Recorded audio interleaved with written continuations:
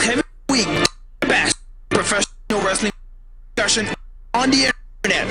World Wrestling Entertainment, TNA Wrestling, Ring of Honor, and much more.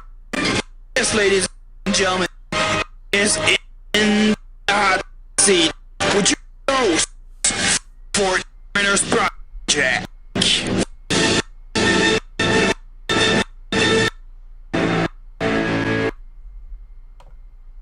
Alright, so it looks like I am live. I'm checking everything to make sure, and this will be the next episode for the In the Hot Seat podcast. This should be episode number 3 for everybody else, and I should be live not just on YouTube, but on Twitch, Mixer, and all that good stuff.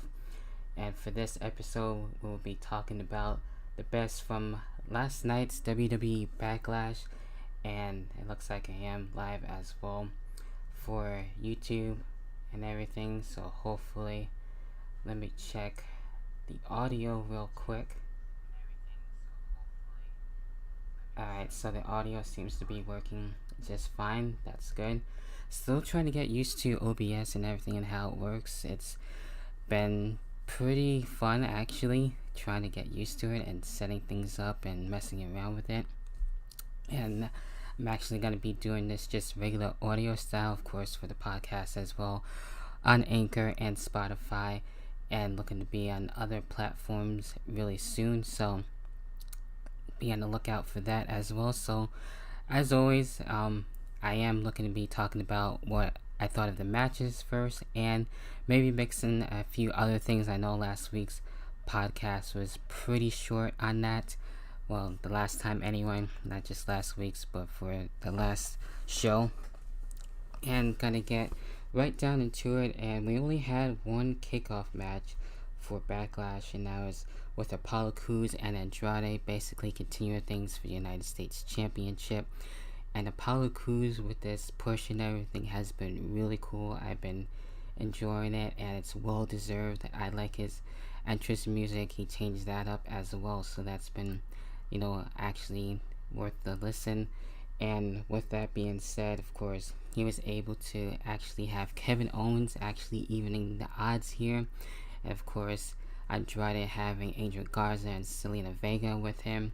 And at least they've been able to work things out lately. They haven't really been arguing as much and everything since they had Austin Theory with them for a while. So they seem to be, you know, getting back in pace and everything. But Kevin Owens evening the odds and taking out Angel Garza as well, and Andrade actually not being able to win here, and Apollo Crews actually winning and keeping the United States Championship, which is rightfully so, and that's been, you know, well worth it too. So happy Apollo Crews was able to keep the United States Championship there.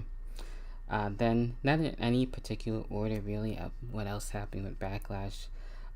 We had things continuing with the Viking Raiders and the Street Profits. Basically anything they can do, they can top each other better practically on this, and we've seen a lot of different stuff from them as of late, whether it be like golfing or kind of like the Olympics, since we don't have the Olympics right now, dealing with self-quarantine and what's going on in the world. So it's kind of like that a little bit, and more cinematic matches and stuff like that. Well, different things cinematically, if you want to put it that way. So we actually had Akira Tozawa actually get involved in everything and having some backup and stuff like that. So that was not expected. So I'm expecting the unexpected when it comes to this and everything. So it was basically more than a brawl than the actual match and everything. So I'm sure this will actually be continuing to see what else they can actually do next, who else is going to get involved in everything. So we'll see what happens with that. Then we get into Asuka and Nia Jax for the Raw Women's Championship, and with this one, and I didn't really actually care for the ending. It was going fine for what it was and everything. Of course, Nia Jax looking to be Raw Women's Champion for the first time in quite a while, but that wasn't the case. Asuka was able to win basically via countout. Didn't really care for that. I don't really like countouts on pay-per-views. Doesn't really make too much sense, but I guess I can see why. But it is what it is when it comes to that.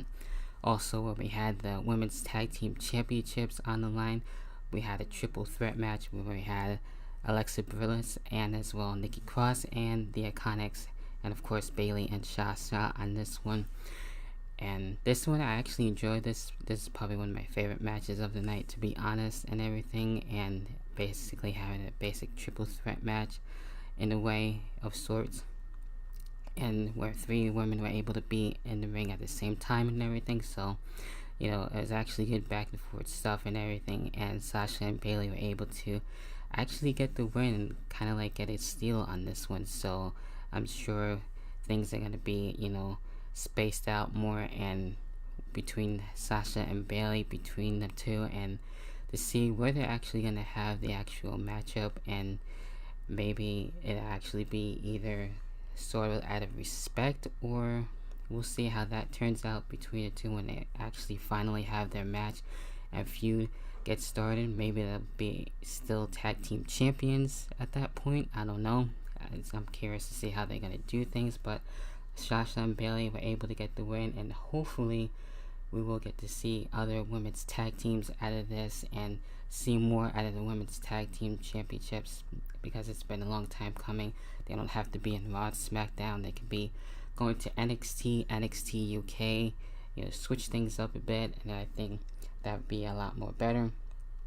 Then we had Seamus and Jeff Hardy going head to head on this one, kind of like bring the whole realistic thing, what's been going on with Jeff Hardy and everything, dealing with his demons and stuff like that. So a little bit of realism there, and Sheamus trying to help him and stuff like that, and Jeff Hardy not being want to be a part of that and stuff. And the matchup was actually fine and everything. I was really surprised that Sheamus won, so that was interesting. Obviously things are going to continue, I'm sure, going into the Extreme Rules and possibly into SummerSlam. I could see that. So there was that. So Sheamus actually getting the win, like I said, surprised me. Braun Strowman and Miz and Morrison on this one in the handicap match, and Braun Strowman hasn't really been, too good at handicap matches and everything as of late. Miz and Morrison did their best to work on Braun Strowman and everything, but Braun Strowman was able to actually get the win and come out on top on this one and keep the Universal Championship. So Miz and Morrison were looking to be co-champions in this one, but obviously that wasn't the case. Then where we had Bobby Lashley going head to head with Drew McIntyre, first time basically these two facing since Impact Wrestling. So I remember their feud back then, and they actually had some good matches and everything. And this one, was actually going to fight for what it was. We had MVP out there, then eventually Lana having enough and not wanting to stay backstage anymore, just wanted to help out, and actually costing Bobby Lashley the match, and Drew McIntyre actually retaining. So wonder where this is gonna go. I'm probably sure we'll probably see a match at Extreme Rules. Could see that and have it continue there. Maybe Lana and MVP try in some way, somehow work things out. I don't know. We'll see if that ever actually gets to happen. Unless Lana goes out on her own, finds someone else to really work with and stuff like that, or go back in the ring. We'll see what happens there. And then obviously the main event, and it's actually pretty crazy. I'm not used to how quickly things go with these shows lately. I'm used to them being longer and stuff like that. So they end, around 9:30, 10 o'clock-ish now lately. So I'm still trying to get used to that. But anyway, it was to determine if this would be quote-unquote the greatest wrestling match ever between Edge and Randy Orton, and they know each other pretty damn well. Of course, we've seen them at WrestleMania go at it, and most recently for the Peep Show, for Christian coming back and having that tough love between Edge there, and to try and have him, just go out there and do everything that he can to stop Randy Orton. And with this one, it was pretty interesting because they had unique camera angles on this one, and paying homage to the late great Howard Finkel on that one, and having the fans basically, with audio and that too as well. And these two going back and forth using different finishers from other people, like we've seen the pedigree and stuff like that. and counter after counter basically could have won either or. And then after a while, Randy Orton just getting really annoyed at being busted open, and then actually using the punt kick and everything, and eventually was able to capitalize and actually win on this. Was it the greatest wrestling match ever? I wouldn't say that far. It's one of the greatest wrestling matches, but not the greatest wrestling match. So that's just me and how I feel about it. But overall, as a whole, how I felt about Backlash, it was pretty good as a whole. I'm happy Backlash is back. I hope it sticks around. I would like to see other old school pay-per-views come back as a result to that. So, of course, next month, where we actually have for after Backlash having Extreme Rules, and then going into closer and closer to SummerSlam, and the year is actually seeming to kind of go by a little fast, and each and every day seems like the same, unfortunately. But overall, it was pretty good for Backlash. Those are my thoughts and opinions. What are yours?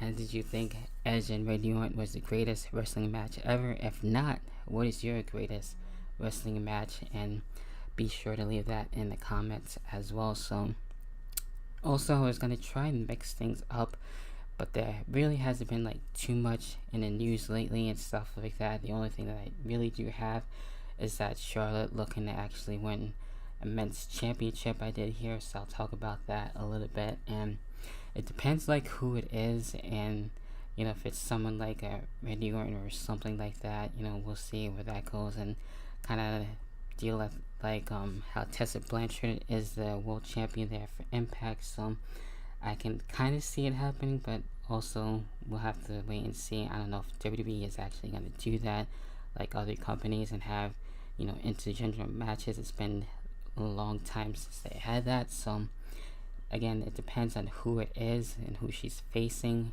and if they are going to do that. So we'll have to wait and see. And I know the next thing I'm looking to review is Fyter Fest coming up. That's going to be basically, it's looking to be for free. So on AEW Dynamite, like as a special, that's what I'm getting at. So that's pretty cool. Of course, Slammiversary, looking to see which one of the release stars from Black Wednesday to see who's going to be able to show up. So that should be something. Who do you think is going to be showing up there? And that's pretty much what I got for this time for episode number 3. Still getting used to things with the podcasting stuff, and gonna try and mix things up as well and bring other things, but just going with things and everything and having fun with it. So again, what are your thoughts on Backlash and everything else that I talked about?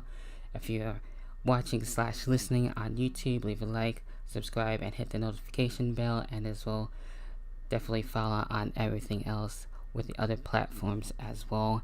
And I appreciate you guys watching and listening and continuing to support. Until then, stay safe out there.